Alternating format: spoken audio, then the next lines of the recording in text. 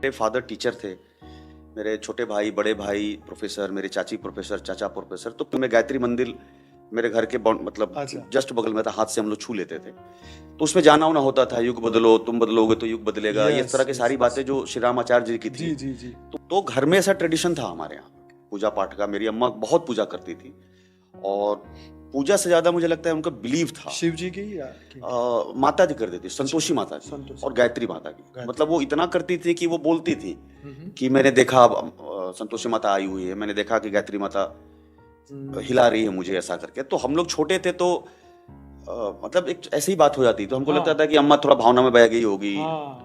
अब मेरे पास आंसर है उसका, तब नहीं होता था, तब नहीं होता था।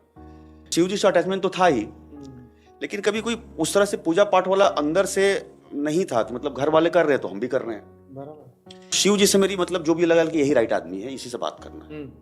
तो मैं दोस्त की तरह उनसे बात करने लगा कि मतलब छोटा एज उम्र भी था और उनसे ये बोलने का मतलब कि क्यों हो रहा है मेरे साथ ऐसा, तुम क्यों करा रहे हो, और तुम सब देख रहे हो, तुम ही तो सब हो, मतलब अम्मा कहती हैं ये सारी चीजें, तो मैं तो ऐसा हूं नहीं, क्यों, मतलब ऐसा होने लगा।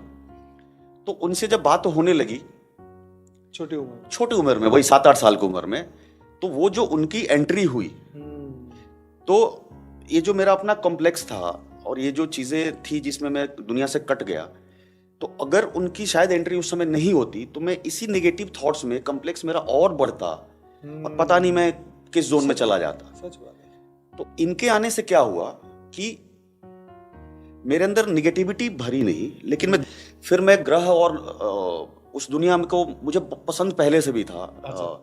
अपना अंतरिक्ष की दुनिया बहुत पसंद था मुझे। रात में छत पे मैं बैठ के देखना बहुत पसंद था मुझे। उस तरह का न्यूज़ देखना।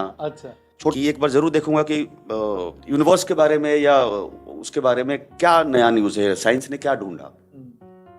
और जो भी वहां पे मिलता था लिखा हुआ, तो वो एक शुरू से था कि उसको क्या इमेजिन कर लेता था मैं। वो सारी चीजें आंख में बंद करने के बाद ना, वो सारी चीजें मैं सिनेमा की तरह देखता था।